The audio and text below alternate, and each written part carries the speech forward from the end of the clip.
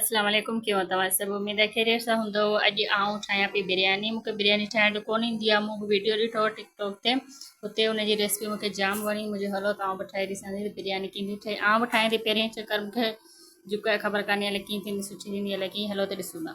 मूं जेको आहे गोश्त खे उॿारे छॾियो आहे, ठीकु आहे। हिकिड़े हंडे में हाणे वरी मूं जेको आहे मसालो जेको वीडियो में हो उहो ई खयो आहे, जीअं धाणा सौंफन दालचीनी आहे, मिर्चूं कारियूं ऐं जेके हिन में वीडियो में नज़र अचनि पिया, इन्हनि सभिनि खे मूं कुटे छॾियो, ठीकु आहे।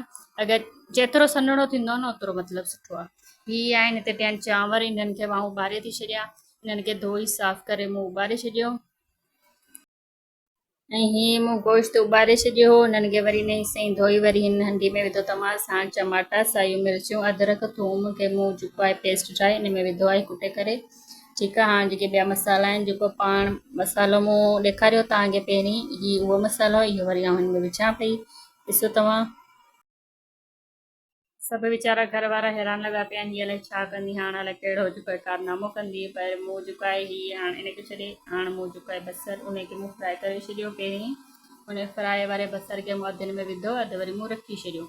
हाणे हीअ आहिनि जेके हेड आहे ऐं मिर्चूं आहिनि, लूणु आहे जेको तव्हां पंहिंजे हिसाब सां, वरी जेको ई गिहु आहे मुंहिंजे मथां विझी छॾियो, ठीकु आहे। हाणे गैस ऑन करे हिन खे फ्राए कंदासीं, जीअं वीडियो में तव्हांखे नज़र पियो अचे। हिन जी ख़ुशबू त एॾी सुठी पई आई, मुंहिंजे दिलि पे चयो हिन खे ईअं ई खायां। पर मुंहिंजो ठहियो फ़िलहालु मूं रखी छॾिया आहिनि चांवर, जेसीं उॻरनि तेसीं हिन खे फ्राए करे हलाए हलाए सुठो करे। अगरि मतिलबु वधीक जेका अगरि ज़रूरत आहे गिह जी त तव्हां विझी था सघो।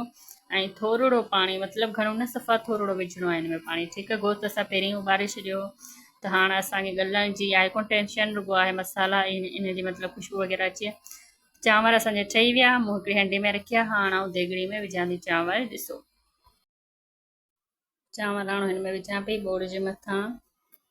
हाणे वरी मथां जेको बसरु आहे असां रखियो उहो, ऐं जेको थोरो रस बचियो उहो मूं विझी छॾियो मथां। ऐं मुंहिंजो रंग हींअर हो कोन हो, रंग बि लाज़मी विझणो हो, त मूं रंग में विधो कोन, ईअं ई दम ॾेई छॾियो।